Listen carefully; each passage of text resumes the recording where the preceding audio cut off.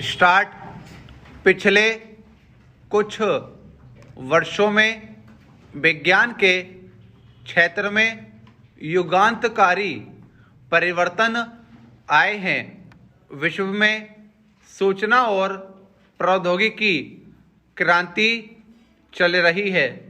इसके कारण सूचना युग का पदार्पण हो चुका है। अमेरिका और जापान जैसे विकासशील देश पहले ही औद्योगिक समाज से सूचना समाज में परिवर्तित हो चुके हैं। आखिर ऐसा तो होना ही था, क्योंकि मानव सभ्यता ने पिछले 50 सालों में जितना वैज्ञानिक ज्ञान प्राप्त किया है, वह मानव सभ्यता के संपूर्ण इतिहास का 90% बैठता है। इस ज्ञान में सबसे ज़्यादा हिस्सा सूचना प्रौद्योगिकी का है।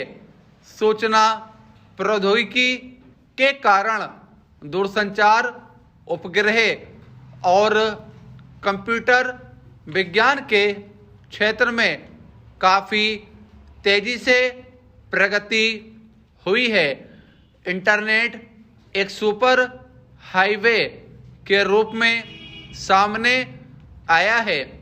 इंटरनेट दूरसंचार और उपग्रह प्रौद्योगिकी के मदद से लाखों कंप्यूटरों का एक ऐसा सूचना तंत्र है जिसमें पूरे के पूरे पुस्तकालय और रेडियो टेलीविज़न चैनल, समाचार पत्र पत्रिकाओं के अलावा कई अन्य तरह की जानकारियां उपलब्ध हैं। इंटरनेट की मदद से हम इंग्लैंड के बड़े बड़े पुस्तकालयों से जानकारियां हासिल कर सकते हैं। संचार प्रौद्योगिकी और इसके विकास के बाद सूचना क्रांति ने मानव जीवन के हर क्षेत्र में कुछ न कुछ परिवर्तन अवश्य किया है। सांस्कृतिक क्षेत्र में सूचना क्रांति ने अनेक नई तरह की प्रक्रियाओं को जन्म दिया है। पहले जहां सूचनाओं और जानकारियों को इकट्ठा करने के लिए एक बड़ा तंत्र तैयार करना पड़ता था, वहीं आज सूचना क्रांति के कारण कहीं अधिक सूचनाएं एक छोटी सी चिट में सुरक्षित रखी जा सकती हैं और कंप्यूटर की मदद से इन सूचनाओं में से पल भर में ही मनचाही सूचनाओं को प्राप्त किया जा सकता है।